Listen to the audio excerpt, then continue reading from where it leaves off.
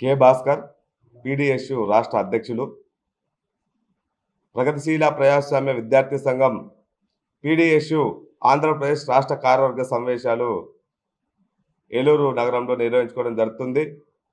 ఈ సమావేశంలో కేంద్ర రాష్ట్ర ప్రభుత్వాలు అవలంబిస్తున్నటువంటి విద్యా వ్యతిరేక విధానాలపై చర్చించి భవిష్యత్తు కార్యాచరణ ప్రకటించుకోవడం జరుగుతూ ఉంది.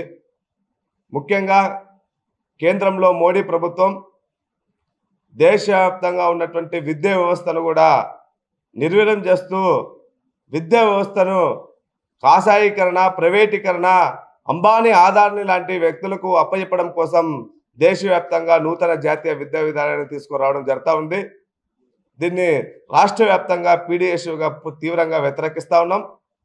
రాష్ట్రంలో ఉన్నటువంటి కూటమి ప్రభుత్వం విద్యా వ్యవస్థను, ప్రభుత్వ విద్యను బలోపేతం చేస్తారని చెప్పి ఎన్నికల్లో హామీ ఇవ్వడం జరిగింది. అధికారంలోకి వచ్చారు.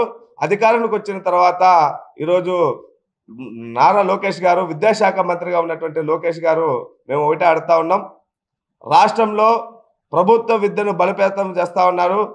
దానికి సంబంధించినటువంటి గత ప్రభుత్వం 84, 85, 117 జీవోలు తీసుకురావడం జరిగింది.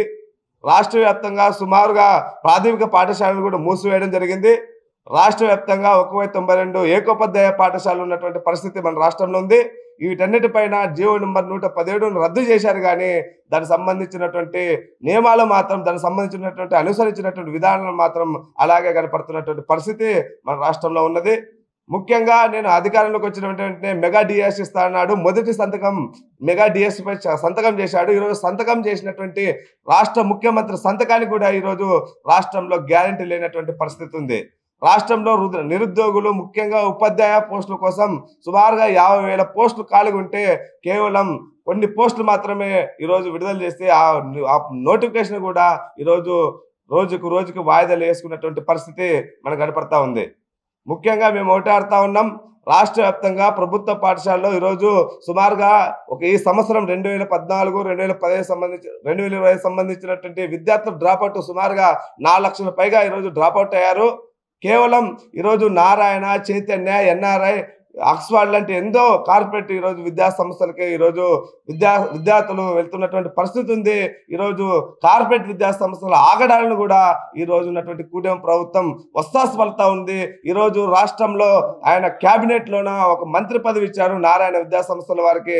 ఆ యొక్క పదవిని అనుసరించి ఈరోజు రాష్ట్రంలో విచ్చలవిడిగా దోపిడీ జరుగుతూ ఉన్నది, ఫీజులు దోపిడీ జరుగుతూ ఉంది, విద్యార్థుల ఆత్మహత్యలు జరుగుతూ ఉన్నాయి. ఏమాత్రం కూడా పట్టించుకోలేనటువంటి పరిస్థితులు ఉంది.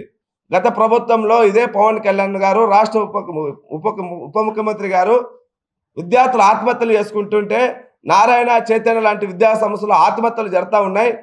వీటిని నివారించాలి, వీటి నివారణ కోసం ప్రభుత్వాలు చర్యలు తీసుకోవాలని మాట్లాడినటువంటి పవన్ కళ్యాణ్ గారు ఈరోజు అధికారంలోకి వచ్చారు. రాష్ట్రంలో నారాయణ విద్యా సంస్థల్లోనే ఆత్మహత్యలు జరుగుతా కూడా ఎక్కడ కూడా ఒక్క ప్రెస్ మీట్ కూడా మాట్లాడలేనటువంటి దౌర్భాగ్య స్థితిలో ఈరోజు రాష్ట్రంలో ఉంది.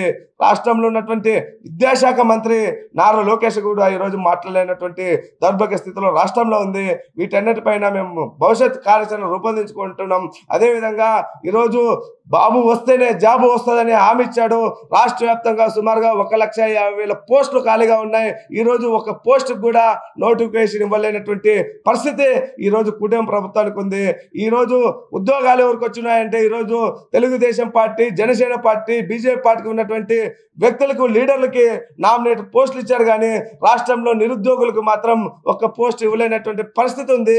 ఈ కూటమి ప్రభుత్వంకి చిత్తశుద్ధి ఉంటే వెంటనే ఈ యొక్క నోటిఫికేషన్ విడుదల చేయాలి, ప్రభుత్వ విద్యను బలోపేతం చేయాలి. నారాయణ, చైతన్య లాంటి కార్పొరేట్ విద్యా సంస్థలను ప్రభుత్వం స్వాధీనం చేసుకుని ప్రభుత్వ విద్యను బలోపేతం చేయడం కోసం కృషి చేయాలని సందర్భంగా డిమాండ్ చేస్తున్నాం. లేని పక్షంలో పెద్ద ఎత్తున ఆందోళన కార్యక్రమాలు కూడా పీడీఎస్ విద్యార్థి సంఘంగా శ్రీకారం చుడతామని ఈ సందర్భంగా హెచ్చరిస్తాం. ఎం వినోద్ కుమార్, పీడీఎస్ రాష్ట్ర ప్రధాన కార్యదర్శి. ఈరోజు ఆంధ్రప్రదేశ్ రాష్ట్రంలో బడ్జెట్ సమావేశాలు అనేవి ప్రారంభం కాబోతా ఉన్నాయి. కూటమి ప్రభుత్వం రాష్ట్రంలో అధికారంలోకి వచ్చి 8 నెలలు పూర్తయింది. విద్యార్థులకి, నిరుద్యోగులకి ఇచ్చినటువంటి హామీలు ఎక్కడ వేసిన గొంగలే అక్కడే ఉన్నట్లుగా ఈరోజు ఉన్నటువంటి పరిస్థితి ఉంది.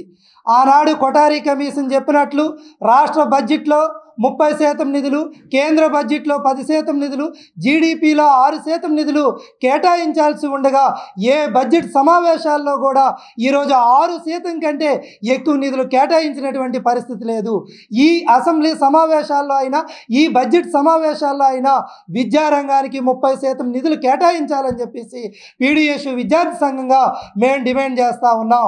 యువగలం పాదయాత్రలో నారా లోకేష్ గారు పెండింగ్లో ఉన్నటువంటి రియంబర్స్మెంట్ స్కాలర్షిప్లు బకాయిల్ని విడుదల చేస్తామని చెప్పేసి హామీ ఇచ్చారు. ఈరోజు రాష్ట్రంలో 3,500 కోట్ల ఫీజు రియంబర్స్మెంట్ బకాయిలు అనేవి పెండింగ్లో ఉన్నాయి.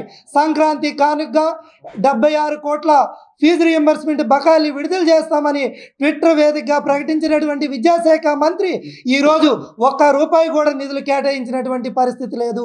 తక్షణమే పెండింగ్లో ఉన్నటువంటి 3,500 కోట్ల ఫీజు రియంబర్స్మెంట్ బకాయిల్ని విడుదల చేయాలని, విద్యార్థులకి హామీ ఇచ్చిన విధంగా ప్రతి విద్యార్థికి 15,000 రూపాయలని తల్లి అకౌంట్లో తల్లికి వందనం పథకం కింద ఇవ్వాలని చెప్పేసి డిమాండ్ చేస్తూ ఉన్నాం.